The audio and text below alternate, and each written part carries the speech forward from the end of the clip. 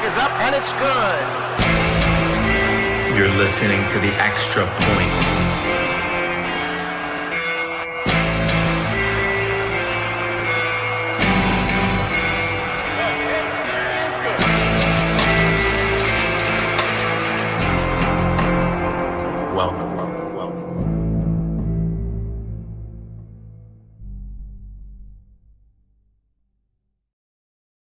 Ladies, gentlemen, and all those in between or outside of it, welcome to Monday Night Mock Drafts with Evan, right here on The Extra Point, coming to you every Monday evening until week 1 of the NFL season.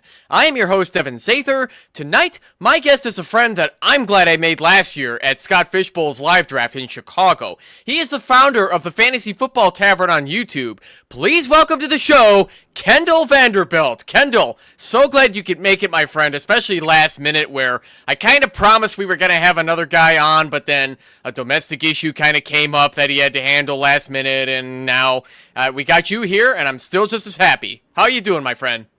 Hey, I'm doing good, Evan. Rookie mock. I said rookie mock season, but we got real rookie dynasty drafts are happening right now. So I like the scouting process, but my favorite is when every talking head, zero scouting, all the scouting in the world, it all accumulates into these random 10 and 12 rooms, if you will, and you just get to see the battles happen, and I love every minute of it. This is the part of the year that really got me hooked into. The dynasty bug bit me, and it's still burrowed in me somewhere. So I'm excited. Same. I got one rookie draft that's going right now, which is a 3-round 12-team rookie draft in which I have the 109 and the 202. I've also got the 209, 308, and 310 coming up, which a lot of people who have been studying the rookies this year are not that excited about having to draft after like the 108, for example. But so far, I've got Emmett Johnson of the Kansas City Chiefs and how do you say his first name again? Katron Allen, if I'm not mistaken, of the Washington Commanders. So I went 2 running backs because I need running backs, don't we all, right? How am I doing so far, Kendall? Do you like the fact that I picked those guys at 109 and 202? Who'd you take at 109? 109 is Emmett Johnson. Did I say his name right? Yes. I think so. I'd have to see your board. I will admit this is the draft where I am probably, even when it's close, I'm not going running back as much, but I don't think it's ever a mistake in a weak overall draft when it's close. Like some trades I did with you, I'm the hey, just give it enough time with enough cheap running. Oh dear. Okay, he'll be back. Sorry about that, folks. He may have frozen up for right now, but Kendall will be back in a moment. There you are. Oh, that must have been. I must have buffered out there. All right, we're gonna close some tabs. Sorry about that. I think your picks were pretty good. I'm not a big Emmett Johnson fan, but I think your team needed running backs, and at that point, who else is there? So I will say there's a couple wide receivers that I like a little bit more than most, mostly because I am looking at a 2-3 year window versus their rookie season. But we can get into that later. I'll put it to you this way since you mentioned it. I passed on Denzel Boston and Malachi Fields to go get those running backs. I'm not that big on Denzel Boston and Malachi Fields. I mean, I would have been bigger on Denzel Boston if he didn't go to the Browns. I'll put it to you that way. If he actually went to a team that could have better utilized his skill set, maybe like the Chiefs, for example, then I'd be in. Do you agree with that, Kendall? It's tough to say, right? Anyone who's really looking at the situation, sometimes when I think the market is overanalyzing a situation from a rookie, I'm usually often one to point out that the NFL is pretty decent on parity, although I think the Jets and right now the Dolphins, I throw the Browns in there, are just perpetual tire fires a little bit. But I do think specifically the Browns are putting a few things together outside of quarterback. Their defense is still elite, which isn't great for wide receiver, albeit, right? But I do think they're going to have a competent enough offense. True outside X wide receivers need red zone trips, right? They need competent offenses because they live and die by touchdowns quite often, and they need those deep red zone shots, right? So I do think he's going to have a pretty poor year one. I'm a huge KC Concepcion fan, but I do think that there's going to be a buy low window for Boston in the middle of this year because eventually 2 or 3 years down the road, I think that's going to be a nice 2-target funnel offense. Fannin will make it run. The bigger thing for me that I think hurts Boston is actually Fannin, not the quarterback play. I think there's a good chance that between Fannin and Casey, I just think he's going to profile more as like, this is going to sound bad, but like a Devontae Walker on the Ravens who saw nothing, where the tight ends and Flowers got most of it, along with an aggressive running game. That feels like what the Browns are going to be. So he might score 6-7 touchdowns. I don't know how he gets over 600 yards. I don't know what that Browns offense is going to look like because I'm hesitant to call them looking good on paper. Being that the quarterback situation does suck, I'm not ready to say that Shedeur Sanders is just a plain bad quarterback or anything like that. He's about as good as what you would expect out of a 5th-round rookie quarterback last year.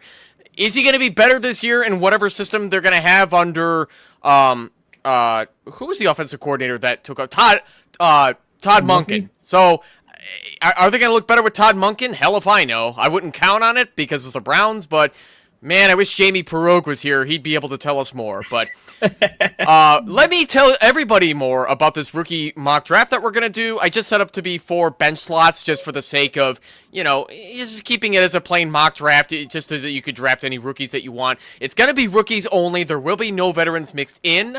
Kendall, my friend, are you ready? Let's do it. Yeah, let's get this show on the road here. So let's start off with you at the 101 here. I put 2 minutes on the clock for everybody, so 4 rounds. I figured 2 minutes is going to be fine. And yeah, Jeremiah Love, I know you've been trying to get him so badly from me in one league, but I just will not sell you the 101 because I very badly need a running back. I've seen some people talking about some leagues they're selling the 101, other leagues they're not. I've been unable to find a reasonable case to sell the 101. Any reason to, sell Jeremiah Love on the Arizona Cardinals. This is a perfect landing spot for a guy like him. I'm expecting the Cardinals to move on from James Conner, and he's got the former Falcons guy. Why am I forgetting his name? That's going to back him up. He used to be Bijan Robinson's backup. Tyler Algier, that's the name I'm looking for. So, Kendall, can you talk me out of my thought of that there's no good reason to sell the 101? Yeah, I'm kind of on the other side of it, actually. But with trades, there's always a principle behind it. So for me, this is really simply.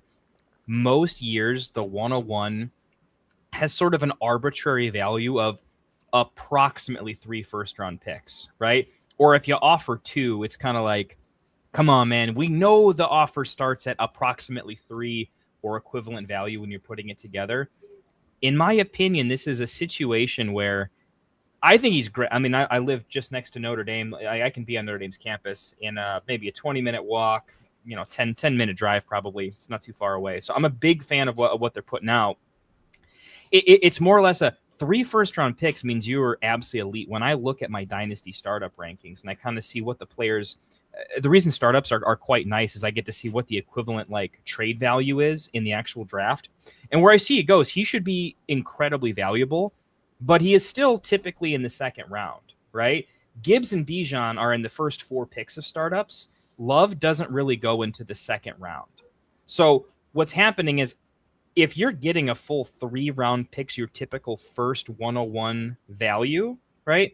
I think that's the highest value he's ever going to have. Now, do I think his value tanks? No, that's not what I'm saying. But I'm saying what if he's worth 2 first-round picks and a 3rd type of value? Then if you sell at typical 101 prices, you do profit. The challenge, as you mentioned, is what if all of those offers are just picks in tight ends and wide receivers? And you're like, it's fine value, but it's not the running back, right? So essentially what you've done, if you admit that after you own him, the most you're going to get is 2.5 of value, right? Then you're saying I'm paying the tax to own him, but I am paying a tax and I'm not really playing the value game, right? If you're not ready to win with him, I think there's an argument to cash in and then take those pieces and take them into the market and do something with. But that's the pick. Is I don't think he becomes within the first 8 picks of Dynasty startups. I don't see happening, and I think those are the only 3 first-round talents. Yeah, I mean, I've seen people in the rookie draft that I'm in, people just selling at the 106 even. If you don't feel like you need Kenyon Sadiq, it's like, here you go, you can have this pick, just give me this guy. There's a lot of talent that a lot of people just do not want this year. I'm dying to know which of these rookies are going to surprise us in their given roles, being that guys like a Jadarian Price probably will get work early, but I'm going to go Emmett Johnson here again at the 108, which is similar to what I did at the 109 in my other league, in which Johnson seems like he could potentially be the top backup to Ken Walker on the Kansas City Chiefs, being that his only competition is Brashard Smith and whoever the fuck else they got back there. It doesn't really matter at this point. The Chiefs haven't had a strong run game since, like, Jamal Charles, for crying out loud. So, being that this is going to be the Ken Walker show on the Chiefs, I know you said you weren't that big of a fan of Emmett Johnson, but you're probably not going to take him over a guy like a Kenyon Sadiq, especially if you need a tight end, right? I'm just not drafting Kenyon Sadiq. I could not be more off of Kenyon Sadiq. I might be the lowest on him in the entire community, to be honest. We're getting tight end crazy right now, which I don't think is a mistake, because I do think the tight end usage in the NFL has fundamentally changed. The amount of teams that have two good tight ends and are adding a third, 13 personnel is becoming a thing. The Rams will draft 500 of them. I guess I have to make a pick here, but I'm off of Sadiq he's athletically gifted, but so is the entire NFL. There are guys that were drafted that have never played football. It's a real stat. Look up some of the players. If you Google search, you find it right now. I forget his name, but that's a thing. The tight end to Houston is not a football player, like, for sure. So athletic profiles, not that hard to find. And I think he's an athletic profile over a football player. I don't think he has technique. I don't think he has natural route running ability. And these are all big things that we need in fantasy. So I actually like Stowers over him, but you got to take somebody at that point. So because you got to take somebody, you got to take somebody. But yeah. So I have Eli Stowers. Is it Stowers or Stowers? Whichever. It is Stowers. It is Stowers. It's Stowers. Okay, that's news to me. So I have him as my rookie tight end 5, which I know was pretty annoying to you. I don't see Stowers having opportunity right away to show his stuff on the Eagles, being that he is still behind Dallas Goedert, and there are still going to be a lot of mouths to feed in that offense, and Nick Sirianni is still the head coach of the Eagles. I don't see how this offense has room for a second tight end in Stowers. Granted, I think Goddard is pretty much on his way out from being on the Eagles, and they probably want Stowers to be the guy there, but that's not enough to convince me that he's going to succeed in this offense. I don't have any faith in any of the tight ends this year behind Kenyon Sadiq. So, Kendall, am I wrong about this? And should I be trusting in the talent of Stowers some more? Well, let me give you an example. What do you think of Gadsden on the Chargers? Do you think the Chargers have a lot of mouths? Not like the Eagles. I don't think it's like the Eagles. I think they were not quite expecting Quentin Johnston to get better from the bricks he's got for hands. He's not going to be the guy there, obviously. Ladd McConkey kind of overachieved in his rookie season, and I don't think Trey Harris is going to be anything, and they needed a tight end for quite a long time. So Gadsden, to me, is the kind of on the in-between between like a second and third receiver on that team. I mean, maybe a Chargers person in the comments can correct me on that, but I just don't see the Chargers offense as a good comparable to what the Eagles have. Okay, fair enough. Well, I'll pick some different arguments then. I'll pick my favorite 3, because if anyone that follows me knows this, Stowers is probably my favorite player outside of maybe KC in this whole draft, and I got some secret love from Mekhi Lemon. His route running and his hands. There's few receivers these days that have hands anymore, and he's got them. So, but Stowers is probably my favorite. Take number 1. This is a destination take to the Eagles, which a lot of people don't like. Some people are, more into it. The Eagles have a culture problem right now. That's a big deal, right? I mean, Hurts is getting torn up in a lot of places. The press around a team that just won the Super Bowl pretty recently, it's pretty negative, right? Here's what I can tell you about Stowers. He is a cerebral player, coach's best friend, okay? I mean, he's a converted quarterback, right? So he absolutely understands playbook. He understands learning a playbook. He will pick up on an offensive system faster than most because he's had to read it as a quarterback. That's really, really good for a pass catcher. They're going to understand the underlying concepts a lot. And the coach is going to know he understands the concepts. So the chances he gets a route wrong is just low. So coach's best friend narrative, that is important when there's a culture problem because you just want to fix that a little bit, right? So that's pretty good. 2, he's a little bit of a tweener. He's not quite sized to be an inline blocking tight end. He's a pass catching weapon, and that's typically how he was used, right? The Eagles knew that going in, so that's his profile. And I think they drafted him to be a pass catcher. Yeah, I mean, I don't see the Eagles drafting him purely for his blocking at the position that they did. I don't think it's going to be anything at all like what the Bears did with Sam Roush. I think this is going to be... But even then, I mean, Sam Roush could end up surprising me, too, because Cole Kmet doesn't have much longer to go in his contract. He's not a Ben Johnson guy, despite playing pretty well as a pass catcher. But I see the Bears moving on from Cole Kmet pretty soon to make way for Roush, because you don't draft guys that you don't intend to play, especially with a third-round pick. And, yeah, I think I have to agree with you about Stowers, though. They're definitely going to want to use him in a pass-catching role the way that the Steelers did with Pat Freiermuth back when they drafted him. So at the 208, I just drafted Jeremy Bernard. So number 47 overall, second round pick. They traded up to get a... Yeah, they traded up to get him. They also traded for Michael Pittman Jr. earlier in the year. He's going to be joining DK Metcalf. So I see Jeremy Bernard's situation similar to what happened with Jackson Smith and Jigba on the Seattle Seahawks when DK Metcalf and Tyler Lockett and maybe somebody else was still there. JSN slid in as the third wide receiver. DK Metcalf was let go to the Steelers. Lockett eventually faded away, and now it's the JSN show. Honestly, I could see this being a situation in which Jeremy Bernard will get to show his stuff and possibly become the top wide receiver on the team if DK Metcalf can't come through. I have some, maybe I'm a little too high on Jeremy Bernard. Do you see this being the situation for him too, Kendall? I love Jeremy Bernard. Huge fan. Honestly, it was between Antonio Williams or Jeremy Bernard for me at the 2-1. And I was leaning Bernard, but honestly, as one of those, sometimes you're in a mock where you're like, I'm trying to talk and do takes, and you're like, I got to pick someone here. And it's a really interesting range over there. I wanted to see how I felt about taking Williams the 2-1, but honestly, Jeremy, I think, belongs in front of a lot of these players. I like him a lot. I think he brings a lot to that team. I think he's a much better version of what they took. Was it last year or 2 years ago? Really underperforming rookie got injured in the preseason. Are we talking Roman Wilson? Roman, yeah. Phil's guy, Roman Wilson, for a little bit there. I really do think he can fill a pretty unique slot role. Like Jeremy's he's almost like Egbuka light for me. And then I think he's a good route runner, decently athletic. He knows how to be the wide receiver one.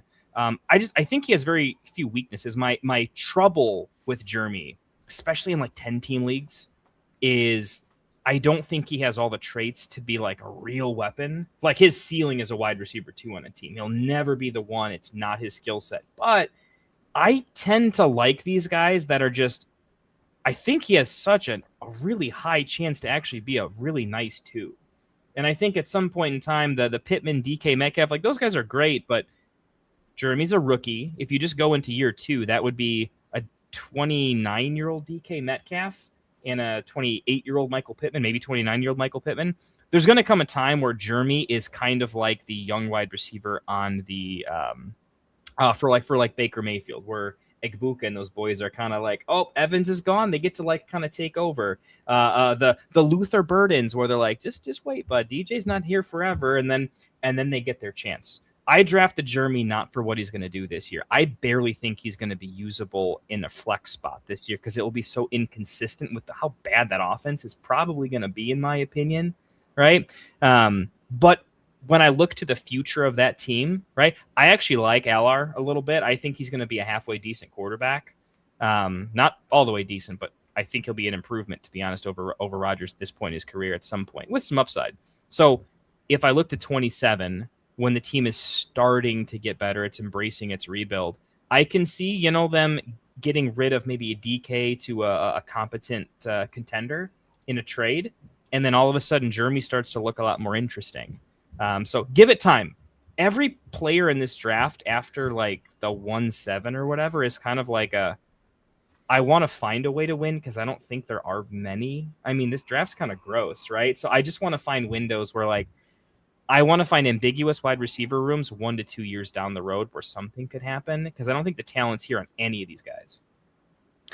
Yeah, on paper, it's a disgusting draft, being that it doesn't look like there's going to be a lot of great players behind somebody like a Denzel Boston. Like, after the 107, it feels like a complete dart throw. Who's going to be the next James Robinson? Who else is going to surprise us? I don't think you necessarily have to bank on that mentality necessarily, but I still believe that you have to go into this assuming that these guys are going to get their opportunities to show their stuff, even if they end up like Damian Martinez on the Seahawks, who ended up being let go, and then he signed with the Green Bay Packers practice squad last year. If you don't remember who that is, well, do you really know ball when it comes to Dynasty? But anyway, so I am looking at the quarterbacks that are starting to go off the board. Fernando Mendoza fell to the 209. Ty Simpson, you took him at the 301. Carson Beck is at the 311. I gotta tell you though, Kendall, I have no faith in Ty Simpson ever being anything more noteworthy than Anthony Richardson, being that they didn't get enough starting and playing time at the respective university level, where A-Rich only started in something like 11 games for University of Florida, and Ty Simpson only got something like 13 at University of Alabama. You know, the landing spot kind of had me on the fence about Ty Simpson, because it's like, oh, this is a Sean McVay system. If Ty Simpson can develop behind a Matthew Stafford, this could be a surprising franchise quarterback if he does as well in his like second or third season. But I still don't have faith in Ty Simpson doing better than like an A-Rich. Am I wrong about this, Kendall? Should I actually believe in Ty Simpson more than I do? My most important take on Ty Simpson and all these quarterbacks is this is where being a fantasy football player is a significant benefit over being an NFL analyst, because they really love to talk about how right they're going to be and all the things that lead them to it and how they got to their take. But the guys that have been playing Dynasty Fantasy Football for a minute are really open to just like, let's be a very opinionated, but let's increase our process a little bit. Let's get better. We are bad at knowing what's going to happen, right? We're really good at the positional players. We have gotten incredibly efficient at the positional players, right? But quarterbacks is such a cerebral personality fit. There's so many X factors that are not measurables, right? Of all the physical positions, quarterback's the one where it probably matters the least, in my opinion. There's so many X factors to consider, right? Soft skills are a big deal with quarterbacks, right? Do we really care that much that Mekhi Lemon's weird, right? Like stuff like that. No, we don't, right? We actually like that A.J. Brown's like a give me the ball. It literally helps him. Love that Aller pick, by the way. So the take here is we get it wrong just as much as we get it right in a lot of close situations. So I just bet that when the take is too easy to bury somebody, my take is typically we don't know what the ultimate end product's going to be. And I love players where I can say, I'm going to delete the next 12 months. And if I delete the next 12 months, how opportunistic is this pick? What does it change if this player gets better? I'm a big fan of the NFL is drafting way too many quarterbacks to start right away. They don't know anything about anything. Like last time I checked, I'm pretty sure I would be one of the older quarterbacks in the NFL. I could teach more than 50% of the quarterbacks in the NFL a lot about life, everything about parenting. Like there's plenty of things I know more than those guys, right? That's where they are mentally development-wise. They're not there yet. And so because it's such a cerebral position, it's a dart throw. So when people are zigging, I'm going to zag and just say, look at the rest of this draft. If anyone pops, right? I like Max Clare a little bit, right? Some of these running backs are good, but the upside on Simpson is clearly like night and day better than everyone else. Jackson Dart was a second-round pick. Tyler Shook was left for dead, right? Tyler Shook looks like he's actually going to be something. Jackson Dart is like a top 6 dynasty quarterback, right? And we were like off of those players. We're like, hey, don't waste your pick on this. They're probably not going to be here anymore. I don't know that the talent profiles are all that different. And I know I got a lot of Dart and a lot of Shuck on my team. That being said, I have a lot of players that don't play football anymore on my team too at quarterback. I just think that the blended upside is worth it. Yeah, and it's such a scarce position like quarterback.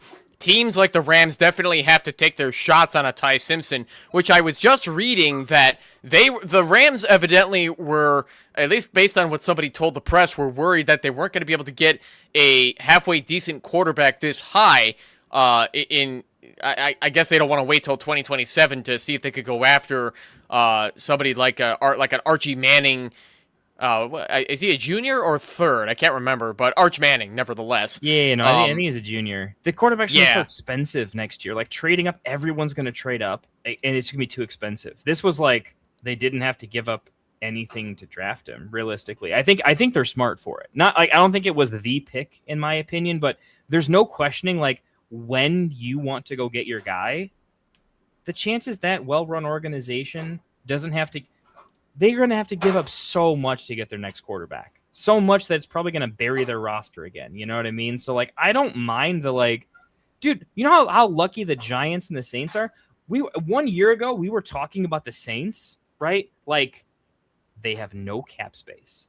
They're bankrupt, man. Like, they need a full year just to get out of debt, right? We thought the Saints were, like, the most dead team I've ever seen in my entire life. Now I look at this recent draft, I'm like, good God, you got amazing running back and free agency. Your quarterback hit, and you got look at their wide receiver room right now. Like, all of a sudden, they went from toast to, like, shoot, you might be good, right? That's how much impact a rookie quarterback that doesn't suck can do for a team, right? Like, I think it unlocks so much. So. And not to mention, I was of the fan of, I'm a big Stafford guy. I know Phil is a massive Stafford guy.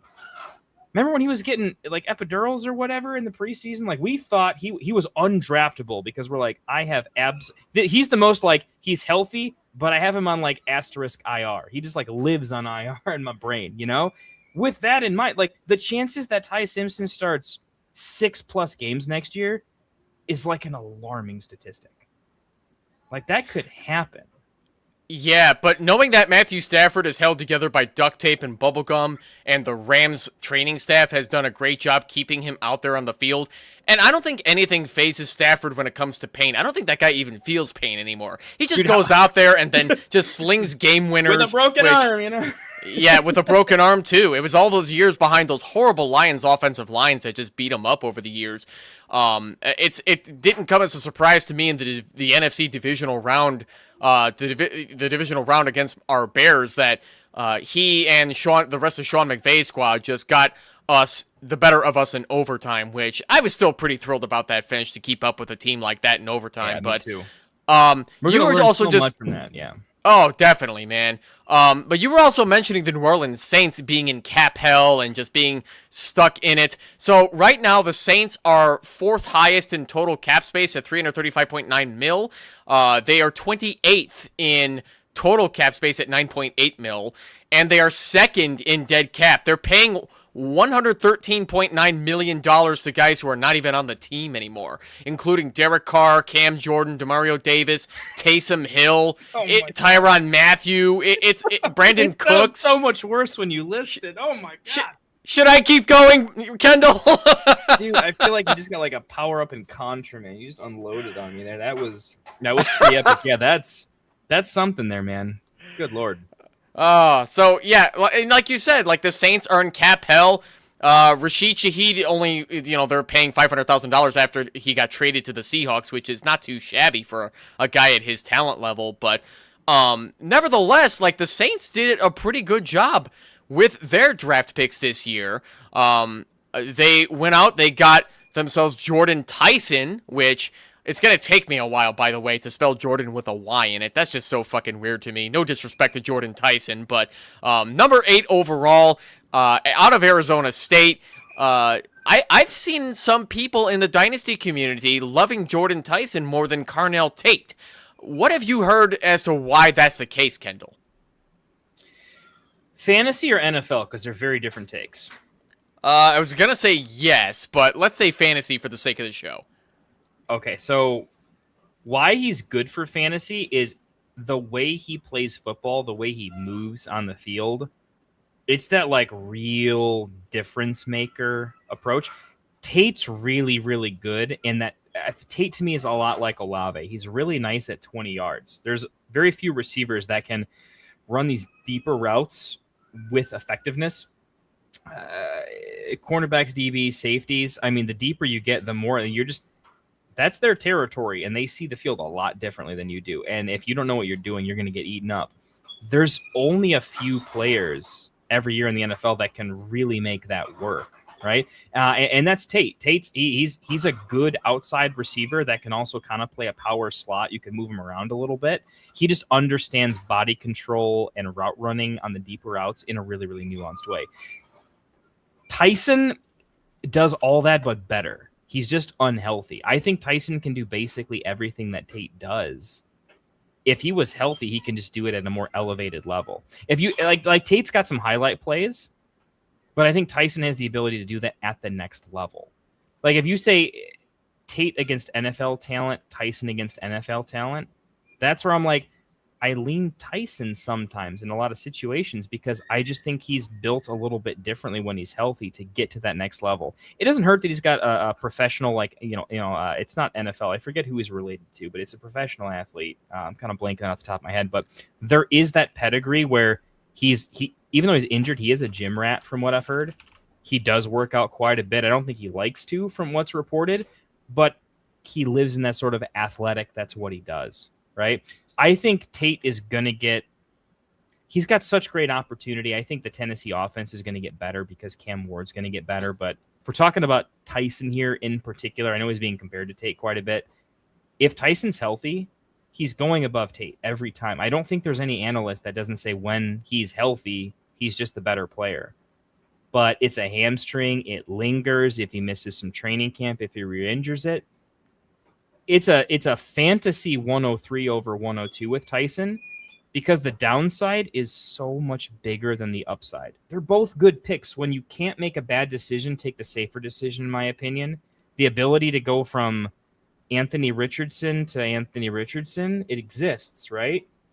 Tyson, if he can never stay healthy, that narrative could really tank his stock, right? And honestly tank his team in a pretty bad way, right? Tate's just such a safer player. When you have a 102, 103 pick, I am in favor of taking Tate because he's just safe. And I don't think you're going to miss the high-end value of being like a second or a third-round pick away and having drafted Tyson, right? They're both great. I lean safe, but that's why he is what he is. He's less safe. Yeah, and Carnell Tate is pretty much, there's really nobody in that wide receiver core that is going to beat out a talent like a Carnell Tate. If you can believe it, and if you even remember that this guy exists, Calvin Ridley is still a member of the Tennessee Titans. Yes, and at this point, I am serious, and I am not expecting Calvin Ridley to be worth a damn anymore. I've got a dead share of him in my home dynasty league, which, well, I'll live with it. I gave up a couple of running backs that I wanted to get off of my roster last year, so it's like, okay, whatever. It's basically a dead trade at this point, so I'll deal with it. But so getting back to Jordan Tyson, there is some documentation about his injury history, which I believe led to Jordan Tyson becoming the gym rat because he has to stay strong in order to prevent injuries. So 2022, the horrible ACL, MCL, PCL tear, broken collarbone in 2024, and a hamstring injury in 2025. Beat up a lot. That does scare a lot of people from taking guys like a Jordan Tyson. I'm not worried about this personally because he's not injured anymore. So it's like, why would you be scared of him? And at this point, Tyler Shuck throwing him the football sounds amazing opposite Olave. Dude, it really does. I could see Tate and Tyson becoming the number one wide receiver on their respective teams within just a couple of weeks. I mean, do you see it coming pretty quickly too, Kendall? I do. I don't think it takes a lot of time, to be honest. I think it's an offense that's just going to work. We love the play calling. Kellen in the room. We know we're going to toss the rock. We know he's just like the guy is like the guy who he's playing with such house money in Vegas. I mean, where did they draft Shuck and all of a sudden Shuck like overperformed expectations just by several miles, right? Like, just imagine being the play caller being like, well, I thought we were rebuilding. Like full Ash Ketchum cap on backwards. Like, no, man. I thought this is where I went to die, but I get to have some fun. I think they are going to just have an absolute blast out there. I think they're playing with house money, and they are going to put 40 points on a lot of teams just for fun, man. I'm not saying they're going to be a playoff team, but I'm saying they could be. Like, that's a real shot. They're well coached, good culture. Sorry for disappearing. Sorry for disappearing, by the way. I was hearing this scratching in the background. I adopted a new cat earlier this month, and I hear some scratching, and I'm just looking like, what the hell is my new cat scratching? It's my old yoga mat, and I don't care about it, so he can scratch it all he wants. Sorry about that, Kendall. Go right ahead. No. You're good, man. I feel like I've talked ad nauseum about the top 3 wide receivers. So I'm not the biggest NFL analytics guy. I do scout quite a bit, and I have a lot of friends that played college ball that I hit up, and they still watch it. There are a lot of Big Ten guys, and I feel like I don't know what I'm doing. I was a soccer player, okay? I never played football. I can kick a field goal pretty well, but I don't know what I'm doing, right? So I have to go to the research room. I spend a lot of money on a lot of subscriptions, so I'm with you guys on trying to figure out the scouting, right? What I know is over the years, I try to bet against the market, and I go with a little more safety and stability because I want more chances for my accumulated knowledge to matter. And I hate when something I'm just not sure of just fully tanks. So I tend to be a little more conservative on what's safe. I know that Tate's the 1 on his team. All right. I know that makes sense. I know that Tyson's the 2 on his team, and I know he's got injury history. So that's just the 1 versus 2. Ask yourself this, though. Tyson is like the clear 2 above Lemon, and Lemon's a really good talent. That's the biggest, like, if you don't know what you're talking about, just say, hey, I hear that Tyson is only compared to Tate at the 102. Why is he not maybe the 104? And it's because everyone else is like, yeah, dude, have you seen Tyson, though? Like, dude is nice.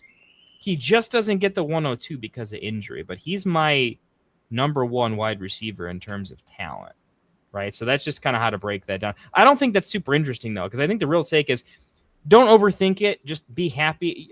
There's plenty of leagues where I'm going to like take one instead of the other just to have balanced shares because my job is to learn what it's like to own everybody in the league and figure out how to spin that into something better so I can give you guys better trade advice and better market comparison. So any of those 3, you're going to be fine. I think they're all going to be in a pretty similar tier for the next 2-3 years in Dynasty outside of something crazy. So I don't think that's where you want to spend your time. Yeah, let's get into Mekhi Lemon real quick here, too. So, drafted 20th overall by the Eagles. It's pretty well known that the Philadelphia Eagles will be trading A.J. Brown after June 1st. And that was kind of a dead giveaway when they signed Marquise Hollywood Brown, and then they got Devontae, right? Yeah, sorry, Dontavian, excuse me. Dontavian Wicks for... Dontavian Wicks. Yeah, that is a shuffle, huh? Yeah, so Dontavian Wicks, and they also extended his contract by 1 year, $12.5 million, which is not nothing. This is clearly an insurance move, depending on what they wanted to do with A.J. Brown, but Mekhi Lemon finally fell their way, spending the 20th overall pick. A.J. Brown is pretty much as good as gone after June 1st. We're all thinking it's probably going to be the New England Patriots, but that remains to be seen. So, at this point, Mekhi Lemon should at least slot into the opposite role from Devontae Smith. Based off of what you read about him, standing at 5'11", 195 pounds, not a great big receiver, but still bigger than Devontae Smith. Is he the new A.J. Brown, or is he going to be filling certain skill sets that they just weren't getting from A.J. Brown? No. What this ends up happening is Devonta Smith becomes the de facto X or Y here and there. It's going to be challenging in some sets, but the idea is Devonta Smith is a savvy deep ball route runner, and so he's still going to run a lot of those deep stuff.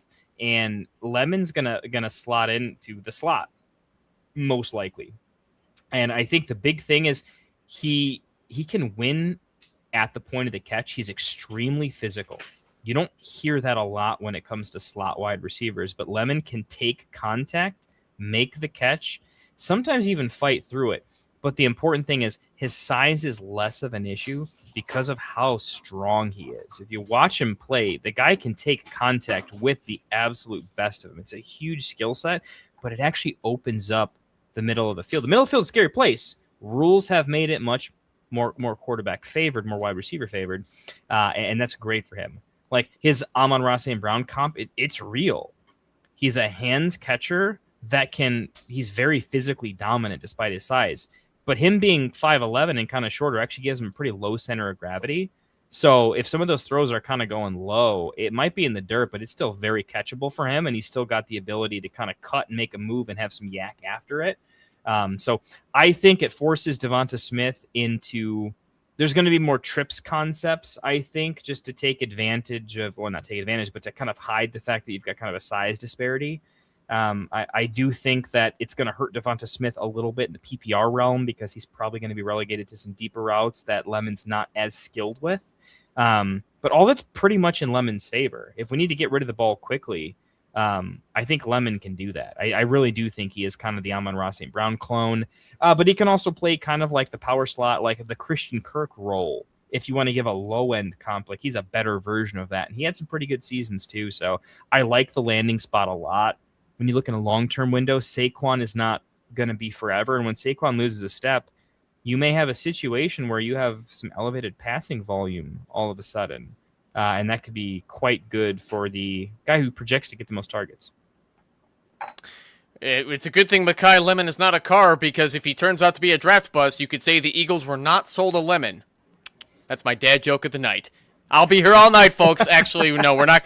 Just kidding. We're not going to be here all night. We'll be here for at least another 19 minutes talking up some rookies. If you're just tuning in to Monday Night Mock Drafts with Evan, first of all, thank you. Hit that like button on this video if you haven't already. It sure helps us out to get the show out. It's the Extra Point Fantasy Football. We're working on some new branding for this team. It's more to come. We'll definitely keep you all posted about that part. But getting back to some of the rookies here. So the Cleveland Browns drafted 2 wide receivers in this draft that we presume are going to be taking over at 1 and 2. Casey Concepcion and Denzel Boston, which if I can find his name right here, there we go. So yeah, Boston went 39th overall, and then Casey Concepcion went 24th overall. So those are some pretty serious picks, needless to say, that they want these guys to be the new starters, and that Jerry Jeudy is not going to be a thing. So new fancy, shiny new weapons for Shedeur Sanders, or I mean, dare I say Deshaun Watson comes back to play quarterback for one more season?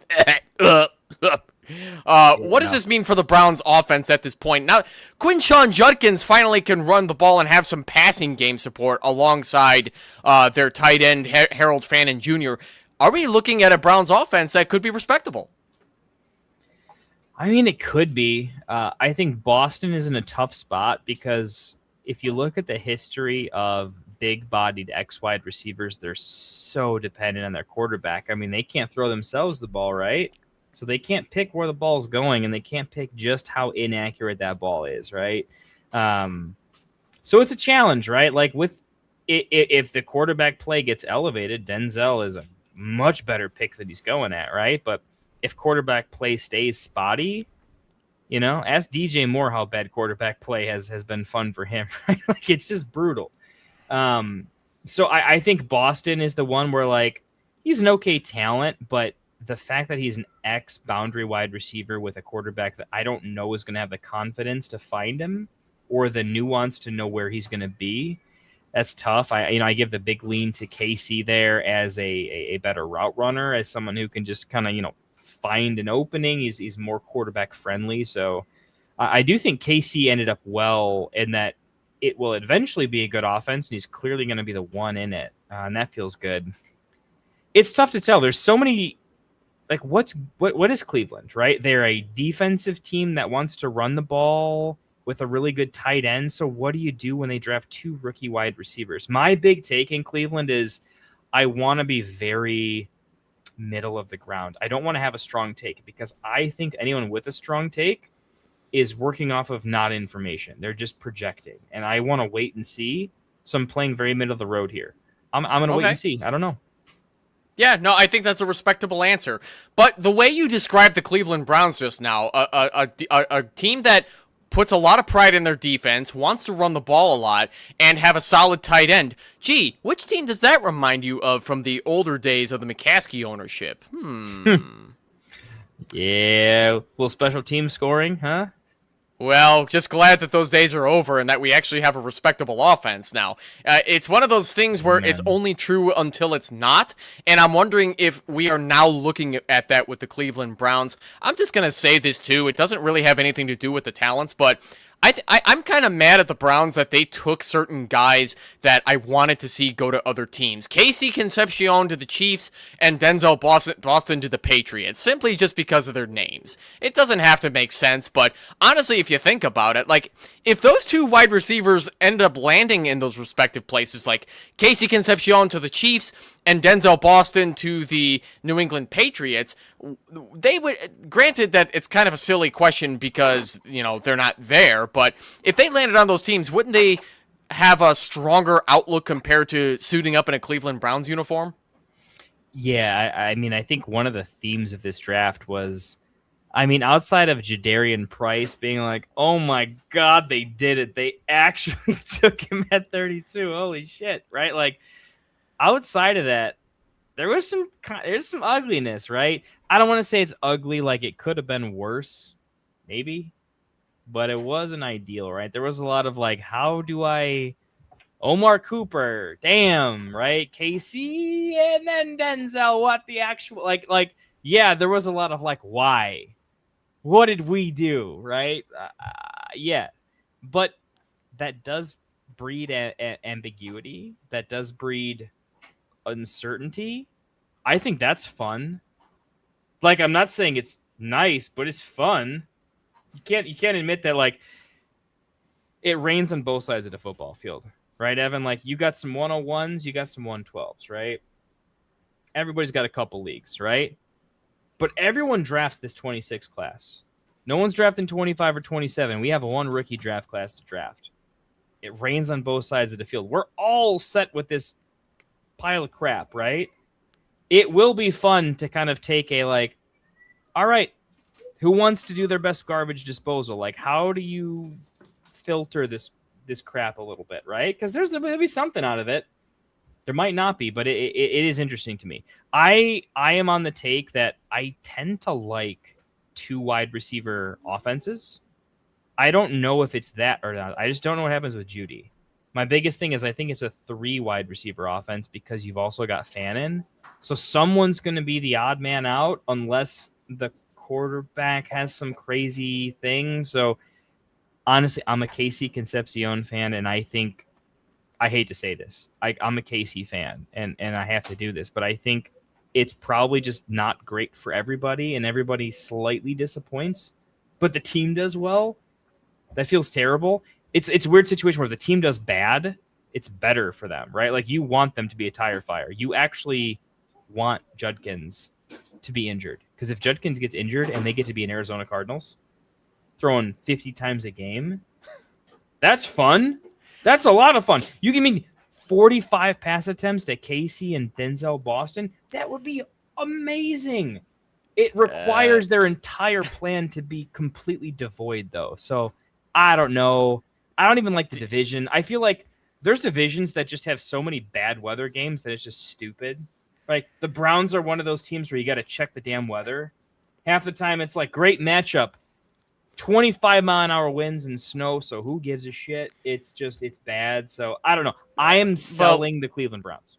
Yeah, no, I have to agree with you on that one. I'm not as high on their rookies as I probably should be, but I mean, but the thing is that if the Browns don't have Quinshon Judkins at their disposal, whether he gets suspended again or injured, they're just going to run a running back by committee, and they're going to have to take off with Shedeur Sanders because the offensive line still has to prove themselves in Cleveland to be worth a damn. And on top of that, what coach is going to let Shedeur Sanders throw 45 or more times per game? He's not Jacoby Brissett, man. A fantasy owner. I mean, a fantasy owner would like that, but that doesn't necessarily mean that he's going to complete those passes either. No, it does not, man. I'm so curious what their quarterback situation is. Like, Cleveland is such a projection of, like, what do I get at pass thrower? What are we doing here, man? Who is it? For how long? I don't know. I'm kind of a fan of, like, their draft capital didn't slide, though. No one is giving Casey and Denzel the, like, it's the Browns, so we should like just slide them 2 picks. Like there are teams that like the Jets and the Dolphins, right? Those are like the like, yeah, but like tiebreaker says I'm going anywhere else but them. Somehow the Browns aren't getting that. We still drafted Judkins high. We still love KC. And yeah, Boston took a hit. I get it. Boston went high in this draft, but he's going after Omar Cooper consensus in most drafts. So we're giving Boston the hit, but we still love KC. I love KC. So my hard take is like, I have to quit him because he should have taken a dip and he didn't. So there isn't that value overlay. You know what I mean? Like, and I don't know about Monken. What if Monken is the next like Lazar, right? Lazar. I don't know how you pronounce his name, but Bill Lazor. Yeah. Yeah, just get him out of my town, dude. That was the most like, I know this isn't going to work. I am so confident this isn't going to work that I don't know what to do. I didn't physically know what to do with myself during that period of time, Evan. And we're both Bears guys, so like I don't know what life was like for you during that period of time, but I don't know if Monken's that or not. But like, what if Monken's bad? If Monken's bad, you need to slide this whole Cleveland team to another realm. Yeah, I'm getting kind of nauseated talking about the Cleveland Browns, so I'm with Vince Babstone here. I want to get off of them, and I'm with you, Vince, that you couldn't pay me either to invest in Browns players at this point, because we need to see Todd Monken prove himself that this is an offense that can be respectable in addition to the defense that gave up a lot. But if we take a look at Vince Mapstone's team here, he went Chris Bell at the 112. And I got to be honest, that ACL injury that he had and taken in the 3rd round, I mean, he did slide a bit because of the ACL tear in the middle of December. I don't think that's going to steer me away from taking him over either of the Cleveland Browns wide receivers, Concepcion or Boston. So I don't know how much you've talked about or looked into Chris Bell, but honestly, I mean, I could invest in a Chris Bell. I mean, I didn't watch him at Louisville, but I mean, to be frank, they're gonna have Malik Willis throwing the football, so that's probably another reason to get off of Chris Bell. Would you take him over either of the Browns wide receivers? All right, this is not going to be a popular take. Why do I, Evan, I feel like I'm the guy that's not a popular take guy. First, I was like, Mendoza's good, not great. All right, stop anointing him. And Chat came after me. Chat's come after me a lot lately, but I'm just going to be that guy. All right, like you'll be smarter for going up against me. All right, I don't know if I'll be right or not, but Chris Bell fits the profile of it. Certainly could work. I have seen him play. I've scouted a lot of Chris Bell. The narrative. Let me give you an example. Diego Pavia, runner-up in the Heisman, right? He also should have been quite good, right? Sometimes the transition to the NFL has some factors that you got to consider, okay? I'm going to throw a shout-out to another show, a much more popular show, but I'd like to think we're actually pretty close to them analytically. Fantasy Footballers, Jason Moore, okay? Love the guy, okay? One of his things to remember once upon a time when I was just a greenhorn still learning how to be a real killer in this space, okay, was injuries matter in ways that are way beyond the injury. You got to look at timeline. You got to look at NFL culture, okay? Think to your own workspace and what availability does around you. I look at me and I look at the people around me. It's a big deal. Even if you're talented, if you're not available, the meetings you're not in, the bonds you don't form, it's meaningful in a big organization where this is what you do for your life, right? I think that Chris Bell is massively talented. I think I'm usually the don't buy the injury narrative. I buy the draft capital narrative, though. If every NFL team was looking at this class and said, wow, there's a bunch of terrible dudes, but there's a guy, he's great, but he's kind of injured, but he's really good. Yeah, you're telling me there isn't some savvy guy in every single NFL room that's like, dude, I think there's value here, and everyone else is like, it doesn't actually work that way, Chris. I don't know. He was not their wide receiver 1 off the board, and then no one else traded up. How many people were traded up for in this draft at wide receiver? I don't know, the obvious ones for me. Like going to get Jeremy seemed to make sense. Going to get Lemon seem to make sense, right? A lot of them made sense. No one went up for Bell, though. I'm just saying, I think if the NFL is smarter than me, the NFL said losing your rookie season is important. And I think he could be Miami's wide receiver 1 next year. I just don't know how long he stays there. What if he stays their wide receiver 1 for 27, but by 27 second half, he's not? What's he in 28? Because if he goes down, I'm telling you, he could have a who's the wide receiver we're burying in Cleveland? Jerry Jeudy? Yes. Chris Bell could be like hyped, then dead, then hyped, then he's dead real fast though. There's a lot of dead in that narrative, you know? You know what that reminds me of, Kendall? Do you remember 6 years ago when Travis Fulgham turned out to be a thing for like 5 weeks on the Philadelphia Eagles, and then they just stopped throwing him the football, and then his career was basically over? That's what's also happening in Cleveland with Cedric Tillman. I was predicting that he was going to get the Travis Fulgham treatment, but go figure. Third rounder too? I think he was. You think he was a third rounder? I don't remember where he was drafted, but but Cedric Tillman is also getting the treatment, and now Jerry Jeudy is finally getting pushed back. So yeah, Cleveland is definitely overhauling their wide receivers for Todd Monken, which you hope would be a good thing. I know I said I wanted to get off the Cleveland Browns, but I guess it was inevitable that we were going to end up back there anyway because they're just so entertaining to talk about. Maybe this is just my pathetic way of trying to summon Jamie Perogue into the chat, but well, can we get Jamie? Jamie, where you at, man?